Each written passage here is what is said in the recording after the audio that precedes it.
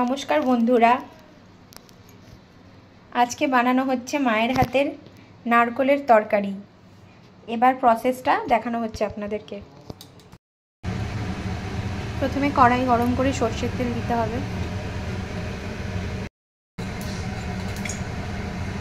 কড়াই গরম হয়ে গেলে গাঠি কচুটা দিয়ে দিতে হবে। এবার গাঠি কচুটাকে ভালো করে ভেজে নিতে হবে। একটু নুন দিতে হবে। মিক্সির মধ্যে পোস্ত আর নারকোল দিতে হবে। প্রয়োজন মতো কাঁচা লঙ্কা দিতে হবে। তরকারিটা একটু কম ঝালই হবে, সেই বুঝে লঙ্কাটা দিতে হবে। এরকম একটা স্মুথ পেস্ট বানাতে হবে। এবার গাঠি কচুটা যখন একটু ব্রাউন হবে তুলে নিতে হবে। কড়াইতে আরও একটু সর্ষের তেল দিতে হবে। সর্ষের তেলটা গরম হবে, আলুটা দিয়ে দিতে হবে কড়াইতে।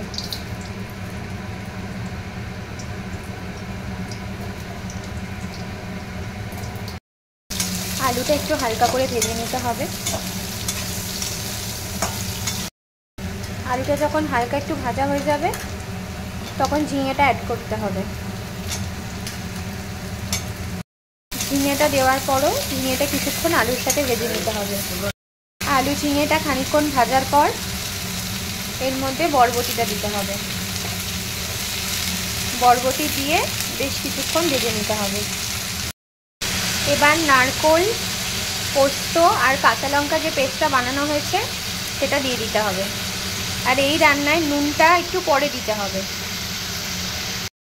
হলুদ দিতে হবে, দিয়ে মশলাটা কষাতে হবে সবজিগুলোর সাথে।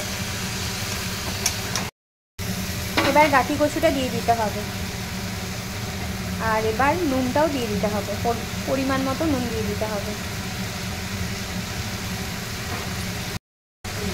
একটুখানি চিনি দিতে হবে। এবার ভালো করে কষাতে হবে।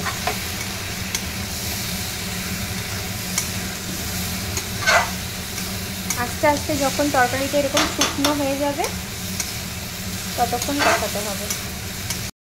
এবার ওই মশলা ধোয়া জলটা দিয়ে দিতে হবে। আর একটুখানি জলটা দিতে হবে সবজিটা সেদ্ধ হওয়ার মতো, খুব বেশি জল দিতে হবে না। এবার ঢেকে দিতে হবে সেদ্ধ হওয়ার জন্য। গ্যাসের আঁচটা সিম করে দিতে হবে। এবার গ্যাসের ফ্লেমটাকে বাড়িয়ে দিতে হবে। একটু ভালো করে নাড়াচাড়া করে দেখতে হবে যে আলু কচু সব ভালো করে সিদ্ধ হয়েছে কিনা। তরকারিটা একটু টেনে আসবে তখন উপর থেকে একটু ধনেপাতা কুচি দিয়ে দিতে হবে। তারপর ভালো করে তরকারিটাকে নাড়িয়ে একটুখানি হালকা ড্রাই করে নিতে হবে। এই তরকারিটা শুকনো শুকনোই বেশি ভালো লাগে।